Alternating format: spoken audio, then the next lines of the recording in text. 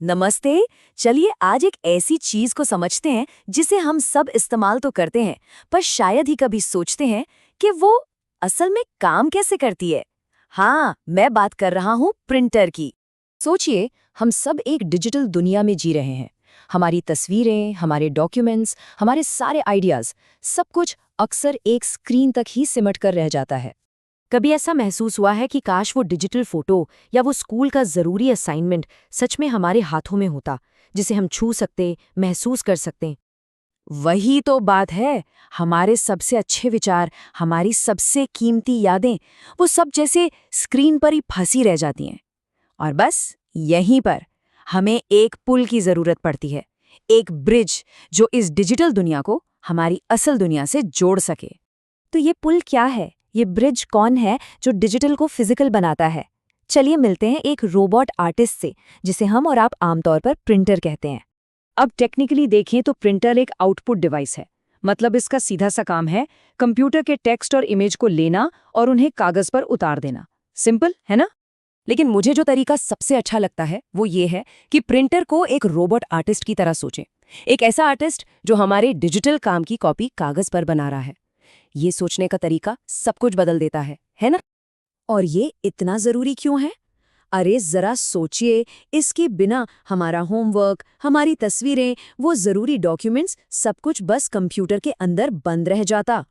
Printer ही तो हमें इन सब की फिजिकल कॉपी बनाने की ताकत देता है। तो ठीक है, अब ये समझते हैं कि ये रोबोट आर्टिस्ट आखिर अपना जादू चलाता कैसे है। इसके पीछे का सीक्रेट क्या है?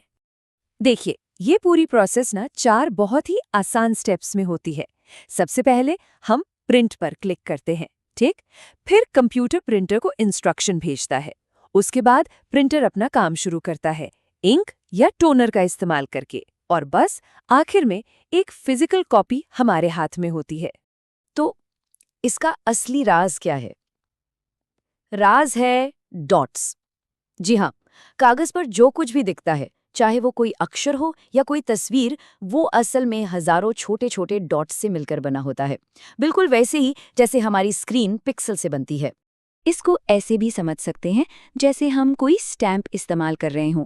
बस फर्क ये है कि एक बड़े स्टैम्प की जगह प्रिंटर हजारों नन्हे नन्हे स्याही के डॉट्स को बहुत ही प्रिसिजन के साथ, मतलब बहुत सटीकता से कागज पर रखता है। अच्छा, अब आते हैं एक मजेदार हिस्से पर। प्रिंटर से जुड़ी कुछ आम गलतफहमियों को दूर करते हैं। एक तरह का रैपिड फायर राउंड। तो तैयार हो जाइए। तो पहली गलतफहमी, और ये बहुत कॉमन है, क्या प्रिंटर हमारे डॉक्यूमेंट्स को परमानेंटली स्टोर करते हैं? इसका जवाब है बिल्कुल नहीं। एक प्रिंटर का काम सिर्फ प्रिंट करना है, फाइलों को सेव करके रखना नहीं। जैसे ही प्रिंटिंग का काम खत्म, उसका डेटा भी खत्म।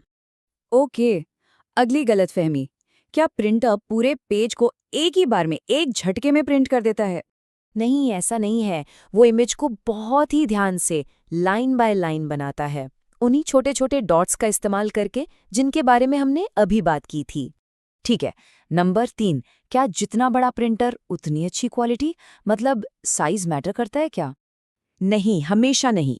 क्वालिटी प्रिंटर के साइज पर नहीं, बल्कि उसकी डिटेलिंग पर डिपेंड करती है।